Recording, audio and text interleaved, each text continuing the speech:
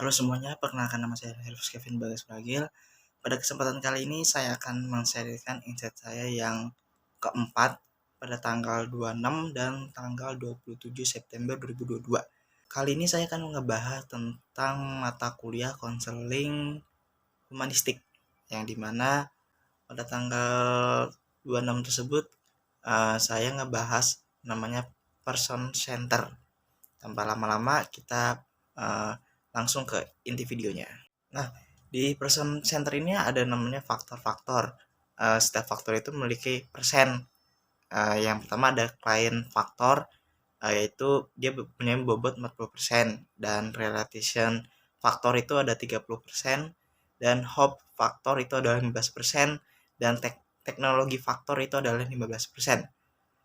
Selanjutnya saya akan menjelaskan mengenali keadaan awal konseli, yaitu kayak analisis teropotik. Yang pertama adalah datang dengan harapan, dan yang kedua ada incongruent. Incongruent itu apa? Incongruent itu adalah potensi terhambat karena adanya masalah dan pemaknaan terhadap masalah tersebut. Dan peran konselor di humanistik ini atau disebut eksistensial, yaitu konselor ini membantu. Konselor yang kongruen itu mampu memahami masalah konseli, terus juga memfasilitasi proses pemaknaan konseli untuk menjadi kongruen, fokus pada masalahnya tersebut. Dan selanjutnya ada dimensi dari 3 bagian, yaitu konseli yaitu 40% dan 15%-nya itu konselor. Jadi 15%-nya taliansi dan terapeutiknya itu 30%. Jadi maksudnya di sini adalah dimensi psikologi konsel itu mempunyai kekuatan ditambah kelemahan konseli. Terus juga dimensi psikologi konselor, di mana keterampilan dasar konseling ini pemohon VIPA statek itu kayak ada modalita, tahap-tahap konseling, main skill, dan lain-lainnya. Dan berikutnya adalah namanya 3 core condition oleh konselor, yaitu person center, yang ada namanya kongruen, empati, menerima tanpa syarat. Bahas yang namanya real self dan ideal self. Real self itu adalah kenyataan dan ideal self itu adalah keinginan. Contohnya kita di ruangan belajar nih, terus ada yang mau minta pendapat gak, atau ada yang mau minta sebuah insight gak, terus kayak kita tuh ragu-ragu, takut jawabannya salah, tapi alhasil jawabannya adalah benar atau sebaliknya. Itu sih yang kali ini saya akan membahas, yaitu filosofi dari VIPA Statek Personal Center. Yaitu yang pertama filosofinya dulu. Filosofinya adalah manusia pada dasarnya baik, positif, maju, konstruksi saat diberikan suasana situasi dan kondisi yang penuh cinta kasih sayang, pemahaman, dan penerima. Patologinya itu adanya ketidaksamaan antara realita pribadi dengan idealisme diri.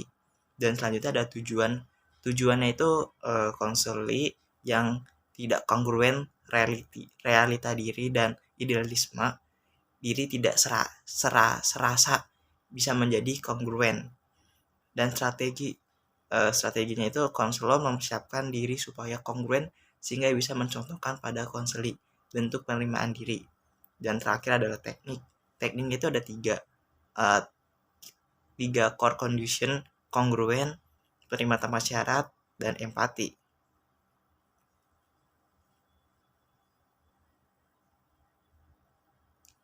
Dan pada pendekatan personal center ini mempunyai istilah yang digunakan. Ada kurang lebih adalah banyak 8 kalau nggak salah. Ada namanya non-directive, terus akulasi diri, kondisi kebahagiaan diri, organisme atau manusia, dan medan fenomenal, konsep diri, yang terakhir ada 3 core condition tadi yang saya sebutkan: kongruen, empati, menerima tanpa syarat. Mata kuliah konseling humanistik. Halo, kembali lagi dengan saya. Pada kesempatan kali ini saya akan membahas yaitu mata kuliah konseling postmodern pada tanggal 27 September. Pada tanggal 27 September Lalu mata kuliah konseling postmodern yaitu ngebahas tentang namanya teknik naratif terapi. Teknik naratif terapi itu apa sih? Nah, itu mempunyai dua kata yang ada artinya. Naratif ini mempunyai arti dekonstruksi. Nah, saya akan membahas dulu tentang naratif itu apa sih? Naratif itu adalah story dari konseli, dan terapi itu adalah kita konselor itu membantu konseli mengkonstruksikan dari negatif ke positif. Dan ada namanya externalization, yaitu cerita di depan. Kayak kemarin tuh kan di ruangan kelas kita itu sebelum mulai belajar mata kuliah itu kita dimintain sama Kak Mira itu membuat latar belakang kita, kayak hal-hal apa aja gitu yang ada dalam diri kita. Nah, terus kemarin itu kita dimintain untuk menceritakannya di depan kelas, di depan teman-teman lah gitu. Maksudnya di sini itu adalah externalization, itu semakin dia berusaha bercerita semakin ada pengucapan positifnya. Nah, naratif itu intinya gini, kita bantu konseli untuk dia bisa nemuin makna dan peristiwa kejadian yang pernah dialaminya dari latar belakang budaya, pendidikan, nilai-nilainya. Dan kebanyakan pada kemarin tuh pas maju itu kebanyakan pendidikan, kayak dia tuh jauh dari orang tuanya. Terus ada juga pendidikan itu penting, jadi orang tuanya dia berusaha semaksimal mungkin untuk kita itu bisa kuliah.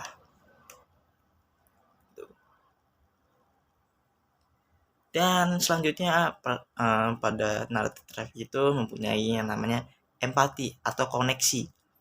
Selain kita bisa mengerti dan kita bisa gitu, tidak mudah menjudek itu kayak ekspresi muka gitu. Dan kedua itu adalah memahami perspektif, itu pengambilan sudut perspektif. Dan yang ketiga adalah tidak menghakimi, maksudnya itu menyampaikan pemahaman kita atas perasaan orang tersebut. Dan yang terakhir itu adalah menyadarinya emosi, menyampaikan, jadi menyadari emosi ini pada orang lain.